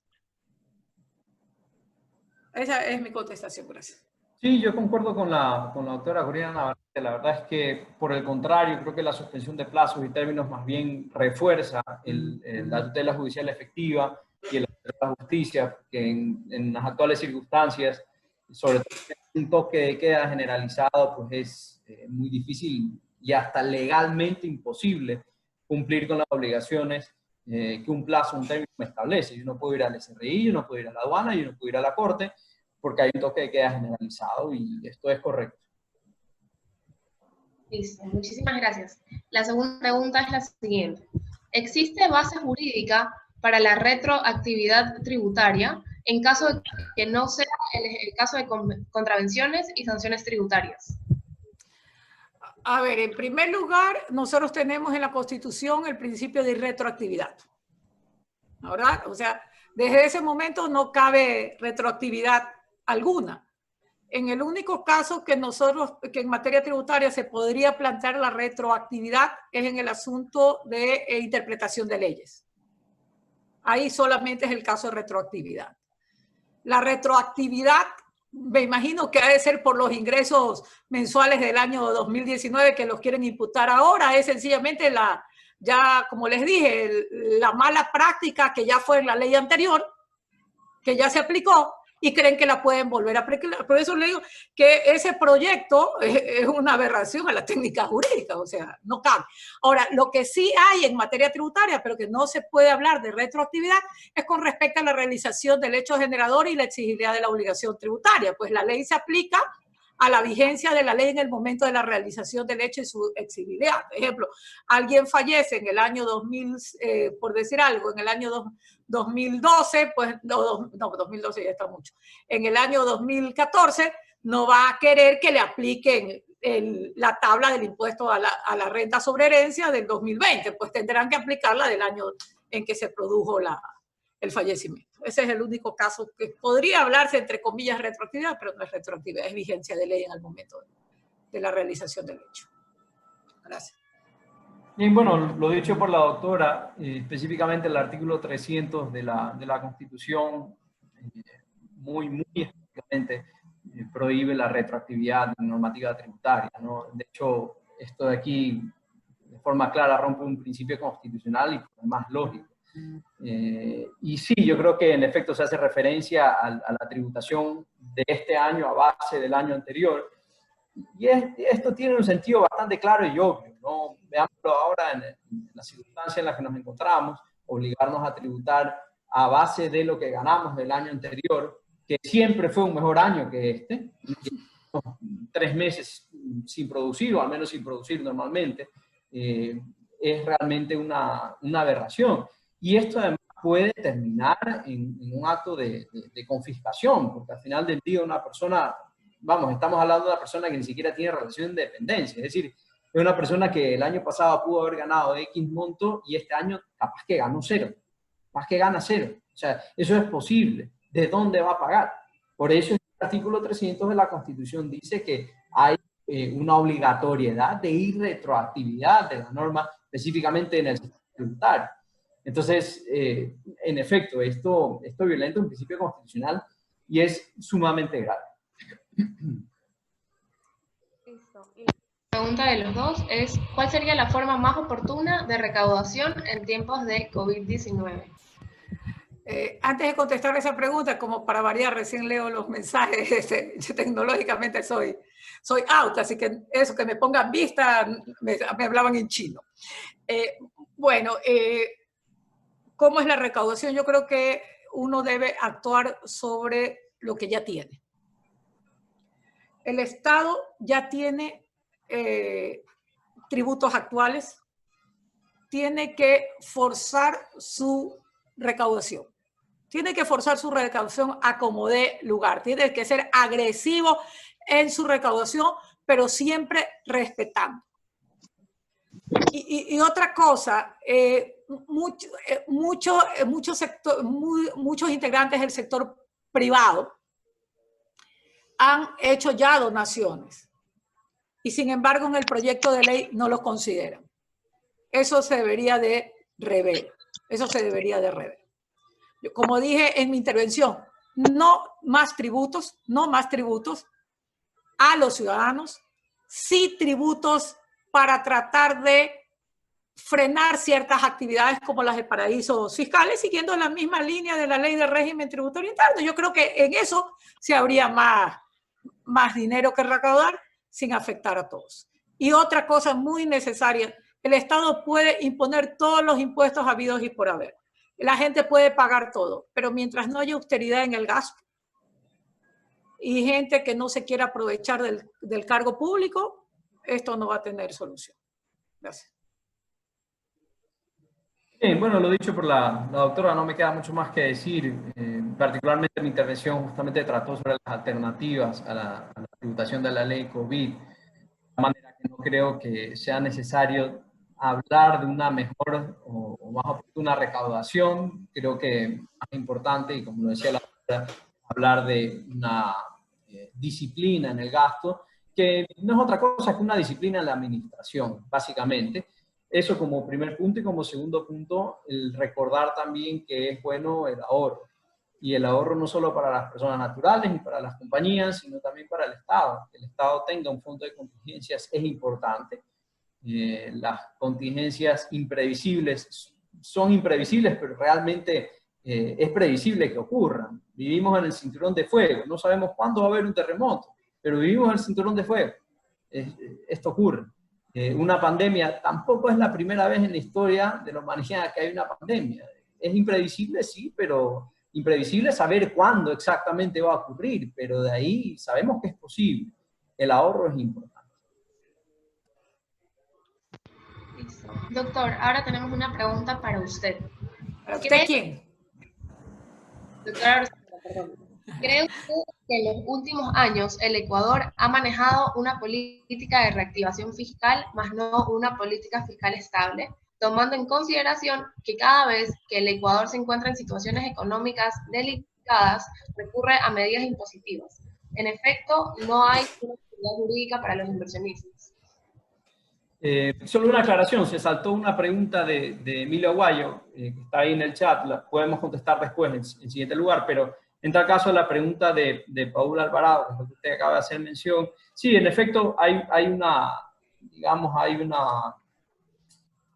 tendencia grave a que cada vez que el Estado se encuentra sin dinero o tiene, pues, flojas sus cuentas, recurre al contribuyente con una facilidad que impresiona.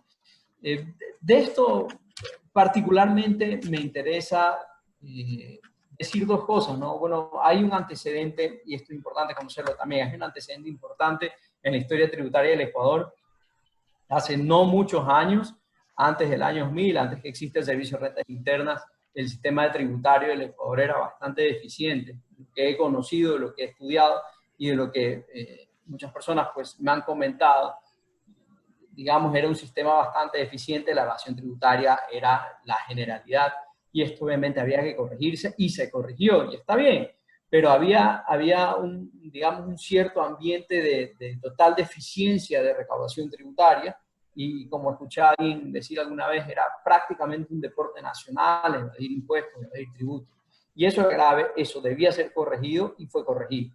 El problema es que pasamos a una circunstancia distinta, como la de ahora, en la que hay otro caso extremo, pero del otro lado, en que en efecto hay una situación de como lo menciona Paul, de reactivación fiscal. Yo la llamaría, para ponernos a tema, una reactivación fiscal agresiva, ¿no? En que cada vez que hay una de estas circunstancias, como el terremoto, lo que ocurre ahora, no solo se crean nuevos impuestos, sino que además se rompe la normativa tributaria, se rompe la normativa constitucional, el artículo 300, el artículo 301, lo hemos visto ya, y esto también es sumamente grave. Entonces, hemos ido de un extremo, que es la primera parte que he mencionado, de tener total indisciplina tributaria, a ir a un Estado excesivamente cargador de tributos y obviamente violador de potestades públicas, que en este caso pues hemos determinado en artículos específicos de la Constitución. En ambos casos es grave. En un caso tenemos un Estado que no se financia y un sistema de injusticia, porque hay quienes contribuyen y hay quienes pues no contribuyen y no pasa nada. Y tenemos un sistema como en el actual, en el que eso igualmente ocurre, es decir, hay quienes contribuyen, hay quienes no contribuyen bien, y además encima hay un sistema tributario excesivo, hay un sistema tributario inquisitivo, llamémoslo de alguna manera, y esto pues es grave.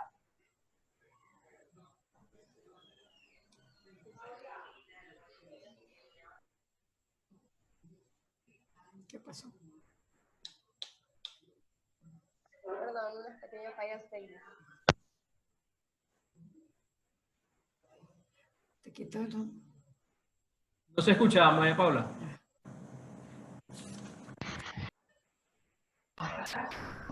Listo. ¿Ahí sí me escuchan? Sí. Sí, mejor. Doctora, ¿qué sucede con los contribuyentes inscritos en el RICE? ¿El proyecto los incluye en el grupo autónomo? Aparentemente sí los incluye porque textualmente dice aquellas que realicen actividades económicas y que no estén fuente distinta de la señalada anteriormente, y los anteriormente son los de relación de dependencia. Lo que yo consideraría es que no habría por qué no considerarlos.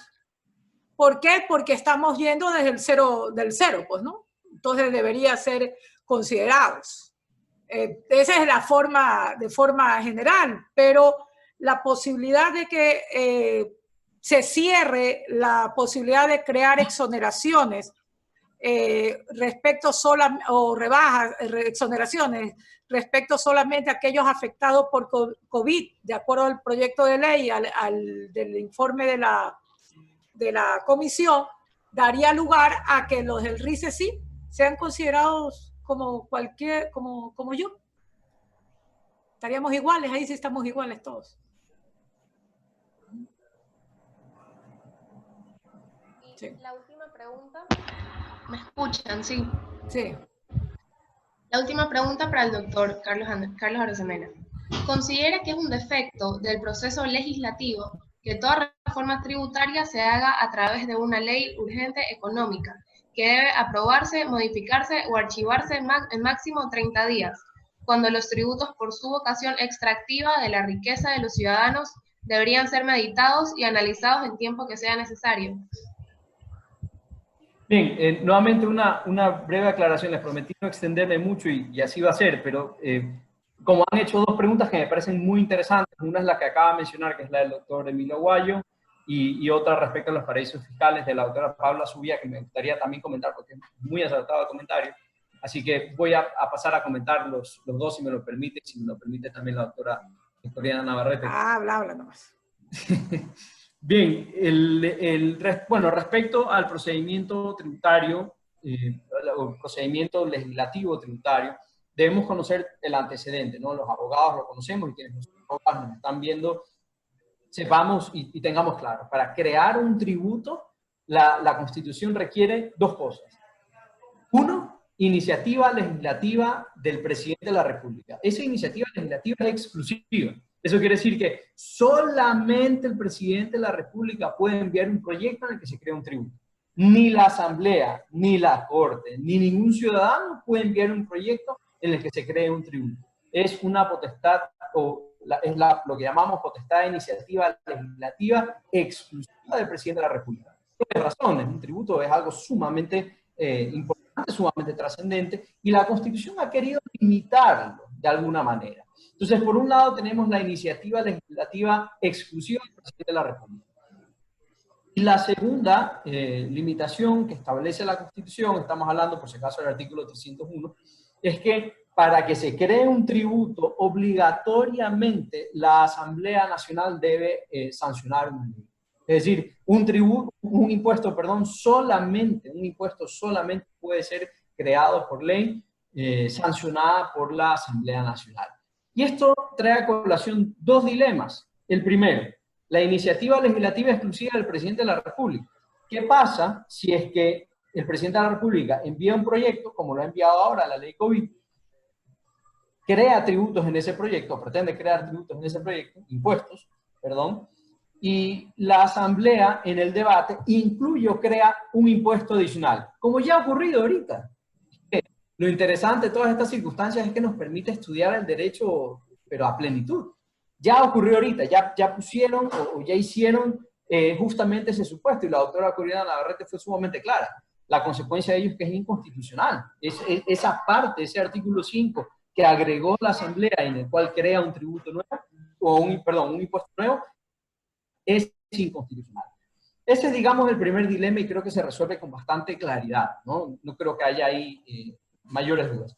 El segundo dilema es que como la ley me requiere específicamente que la Asamblea Nacional apruebe una ley, sancione una ley para que se pueda crear un tributo, y es que este dilema ocurre cuando, como en la mayoría de los casos, como bien menciona el doctor Aguayo, en la mayoría de los casos de los últimos años, la mayoría de los proyectos de ley que crean un impuesto han sido enviados por el presidente de la República a la Asamblea con el carácter de urgente en materia económica.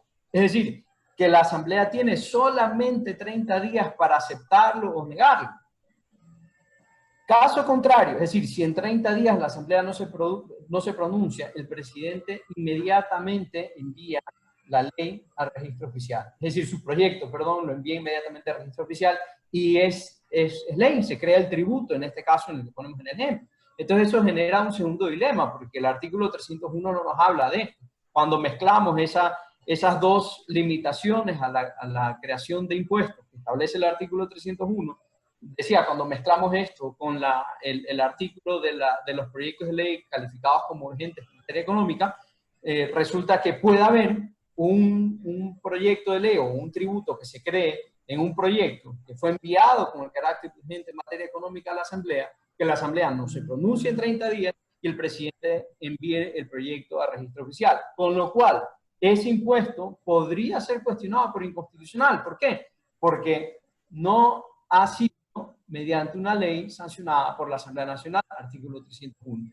Ahí ya hay un defecto legislativo, Probablemente si esto fuese cuestionado, si ese artículo 5, en el caso que nos compete ahorita de la ley COVID, se termina aprobando, probablemente es, digamos, muy posible que se cuestione esto en la vía de la Corte Constitucional y probablemente pues la Corte Constitucional se pronuncie al respecto. Tendremos que ver pues cuál es el criterio. Yo creería, y un poco lo relaciono con la pregunta que hace el doctor Aguayo, yo creería que el hecho de que exista tanto la posibilidad de que ello ocurra, como simplemente el hecho de que se envíe un proyecto calificado como urgente en materia económica, en el que se cree un impuesto, y por ende solo se lo debate en 30 días, creo que no necesariamente es un defecto, es decir, produce estos dilemas, pero no necesariamente debe eliminarse. Creo yo que lo más aconsejable es que se restrinja, se regule mayormente de tal manera que no se pueda abusar de ello.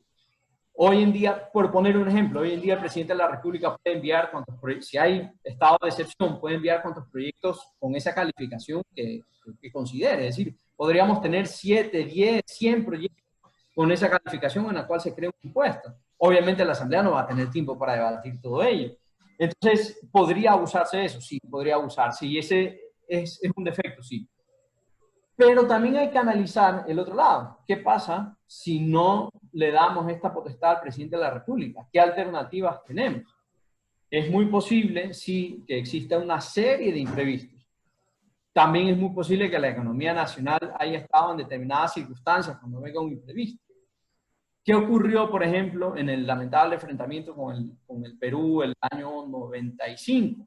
El presidente de la República igualmente envió un proyecto de ley y se creó un impuesto especial para financiarlo. Está bien, está bien. Quitarle esa potestad al presidente y quitar esa posibilidad para el gobierno sin mayores comentarios, creo que tampoco es deseable, pero sí debería ser altamente regulado para que no termine ocurriendo lo que está ocurriendo ahora, que cada vez que quieren crear un impuesto lo envían con un proyecto de ley como urgente en materia económica. De todas formas, al final del día, la Constitución depende de quienes la aplican y depende de la ciudadanía y depende de que tengamos buenos gobernantes y buenos administradores, y eso es lo realmente grave.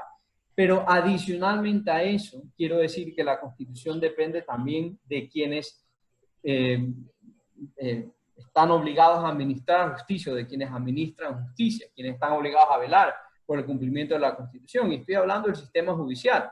De tal manera que yo sé que esto es un poco indirecto, pero una manera de protegernos ante esta arbitrariedad del Estado también también es obvio, hay que fortalecer el sistema judicial. Si tenemos una Corte Constitucional con una trascendencia importante, una Corte Constitucional despolitizada, entonces los ciudadanos vamos a tener una mejor protección ante estas circunstancias. Pero resumiendo un poco a la pregunta que se refería el doctor Aguayo, no creo que, es decir, creo que tal como está es un defecto, sí, definitivamente es un defecto del proceso legislativo, pero no creo que sea del todo deseable eliminarlo, sino más bien regularlo de tal manera que prevea este tipo de abusos. Listo. Y la última pregunta, pero esta va dirigida para ustedes dos. Sí. Ya, es la siguiente. Yo como contribuyente podría negarme a pagar estas contribuciones alegando la inconstitucionalidad de la norma. Ya. Hay otra pregunta también con respecto a si declara inconstitucional, serviría con... ¿Esa no la van a considerar? Hay otra. Hay otra, una de Iván Jaramillo y otra de Ronald Zacoto también hay otra. Bueno. Las podemos contestar también. Ya, entonces, a ver, lo de la inconstitución, me puedo, a ver, en el... Imagino que ya la había preparado. Ya, no importa. A ver, en la Constitución se establece el derecho a la resistencia. No está normado el derecho a la resistencia, pero uno tiene que buscar los medios para ese derecho a la resistencia. ¿Cómo busca esos medios para el derecho a la resistencia? Pues la primera forma es que si yo creo que es inconstitucional, puedes declararla inconstitucional, solicitar la declaración de inconstitucionalidad de la norma ante la Corte Constitucional o iniciar una acción de protección en el momento cuando la autoridad tributaria me requiera el cobro de la misma, pues no, iniciar una acción de protección, vulnerando los derechos por la inconstitucionalidad de la norma. Esas serían las dos opciones, teniendo en cuenta que la declaratoria de inconstitucionalidad de la norma, salvo que existan medidas cautelares que creo que no se ponen, me van a seguir generando intereses hasta que exista un pronunciamiento respecto de eso. Eso es lo que yo creo. Bien, solo para complementar lo que ha dicho ya la doctora, es necesario recordarle a todos, abogados y no abogados, que toda ley, mientras no se haya declarado inconstitucional por el organismo competente, que es la Corte Constitucional, toda ley es constitucional y debe aplicarse, ¿no? Debe aplicarse sin más. El mero hecho de que haya una ley que yo la considere, como en este caso, que sea equivocada o que sea inconstitucional, no la hace oficialmente inconstitucional. Es decir, mientras no haya sido declarada como tal por la Corte Constitucional, la ley debe cumplirse. Es importante conservar el orden, es importante conservar el ordenamiento jurídico, ¿no? Esto es fundamental. Voy a aprovechar que estoy interviniendo y María Paula hizo referencia al comentario que hizo la doctora Zúñiga sobre los paraísos fiscales, que también me parece importante comentarlo.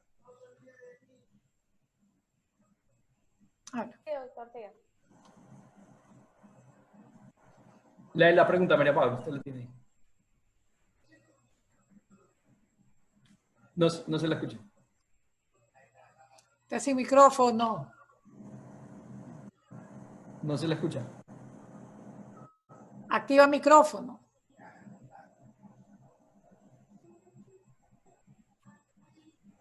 No tienes micrófono. Estaba buscando la pregunta, perdón. Ya. Ya. ¿Qué sucede con los contribuyentes inscritos? Perdón, María Paula, a la que se hizo a las 5:48. Es que me parece muy importante mencionarlo. Que comience diciendo, creo que es importante establecer si los valores que ingresan por eso fiscal. Ya, más acá. Listo. Creo que es importante establecer que si los valores que ingresan a un paraíso fiscal ya tributaron en el país de origen de la renta, no estaría mal el uso de estas jurisdicciones. Lo condenable y lo que la ley castiga es el uso de territorios de menor imposición justamente para eludir la carga tributaria. Sí, yo creo que he insistido en este comentario porque me parece muy importante, de mucha trascendencia, que ha hecho la doctora Zúñiga. Les hablaba yo del tema de los prejuicios, y pues obviamente tenemos un prejuicio generalizado con el tema de paraísos fiscales, obviamente se ha abusado de ello, obviamente se han cometido muchas injusticias con ellos, y es por esto que pues, la legislación prevé ciertas normativas tributarias específicas para ellos. Pero comencemos diciendo que el usar un paraíso fiscal no es per se, uno, ilegal, y dos, tampoco es inmoral ni incorrecto.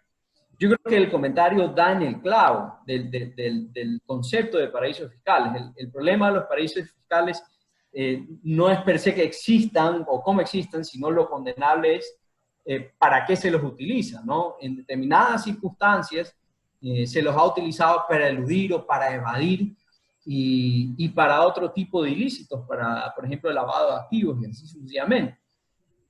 Es importante que en todo caso la legislación tome en cuenta que esos fondos que provienen de un paraíso fiscal, que no necesariamente son de un residente ecuatoriano, puede ser también de un residente extranjero, si ya tributan en el origen, no tienen por qué ser considerados como ingresos en un paraíso fiscal y por ende tener un tratamiento abusivo.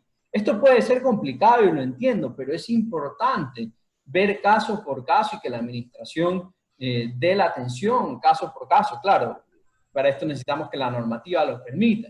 Pero pongamos un ejemplo, puede haber una persona que sea residente en Panamá, que para Ecuador es un paraíso fiscal, y esas personas que residen en Panamá inviertan en el Ecuador.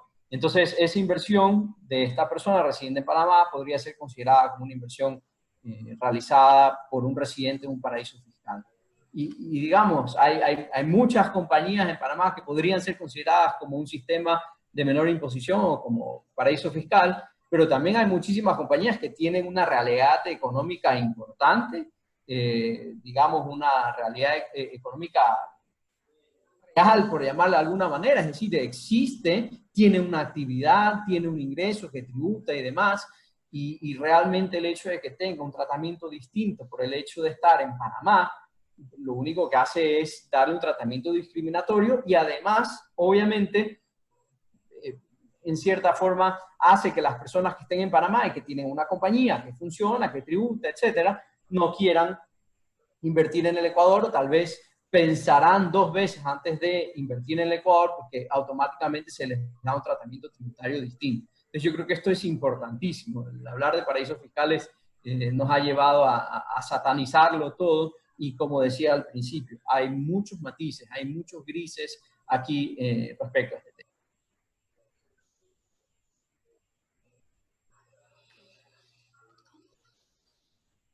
Bravo.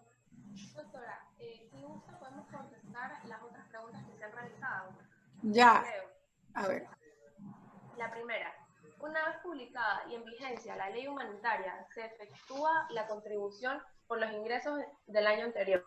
Después de la recaudación de la ley es declarada inconstitucional. ¿Ese valor pagado serviría como un crédito tributario o simplemente como un pago indebido? A ver, para que sea crédito tributario, expresamente tiene que señalarse que es crédito tributario, porque el crédito tributario constituye un beneficio tributario. Ahora, lógicamente constituye, al de ser declarado inconstitucional, al haberse pagado, pues lógicamente constituye un crédito a favor. Ese crédito a favor puede interponerse una acción de pago indebido, alegando que ha sido declaratoria la inconstitucionalidad. Y eso es importante porque a partir del momento en que presento el pago indebido, empiezan a generarse los intereses que el Estado debe pagarme por ese pago indebido. Si es considerado como crédito tributario, eso debería, desde el momento que es declarado inconstitucional, a mi modo de ver, el Servicio de Rentas Internas debería actuar y acreditarlo, considerar eso como crédito tributario e imputarlo directamente a cualquier pago que tenga que hacer el contribuyente. Y eso es facilito ponerlo en el sistema por efectos de recaudación. Ahora, el problema ahí es que el Servicio de Rentas Internas no me va a reconocer el interés desde que pagué hasta que me lo utilicé. Ese es el pequeño problema, que sí debería considerarlo porque fue error del Estado, no fue mi error. Pero eso, en cambio, en nuestra legislación nunca salimos beneficiados por la negligencia del Estado, en cualquier aspecto. Gracias. Y la última pregunta. El día de hoy, varios asambleístas propusieron reemplazar la contribución humanitaria de personas naturales por una contribución para la banca privada. ¿Considera usted que es una solución viable o al menos que debería considerarse? Para mí sí es una consideración a la banca privada, más aún por los ingresos que la banca privada tuvo el año pasado, lógicamente que sea sobre ingresos del año 2020, no sobre activos del año 2020, no sobre nada del 2019. Sí sería, la población lo vería bien, porque siempre el banquero se lo ve como el terror, no quiere condonar intereses por estos problemas de la pandemia. A mí yo sí lo veo como una solución. El problema es la vía. Habría que proponérselo al presidente porque el presidente manda el proyecto de ley en ese sentido. No decir el legislador lo cambio. Hay un check porque es otra contribución, no es de la que origina el proyecto del presidente. Es más o menos lo que sucedería lo del famoso 2% sobre los inmuebles. Gracias. Listo, entonces aquí ya damos por concluido el conversatorio del día de hoy. Gracias nuevamente a los dos expositores que nos acompañaron esta tarde. Espero que todos se encuentren bien en sus casas y los esperamos también para el día de mañana, que vamos a tener la segunda sesión con Derecho Societario en este tiempo de crisis. Muchas gracias por la invitación y por haber compartido con todos ustedes. Gracias también a todos especialmente ustedes. Con Carlos, que hace tiempo no lo veía. Gracias, doctora, igualmente. Gracias. Muchísimas gracias. Chao. Hasta luego. Chao.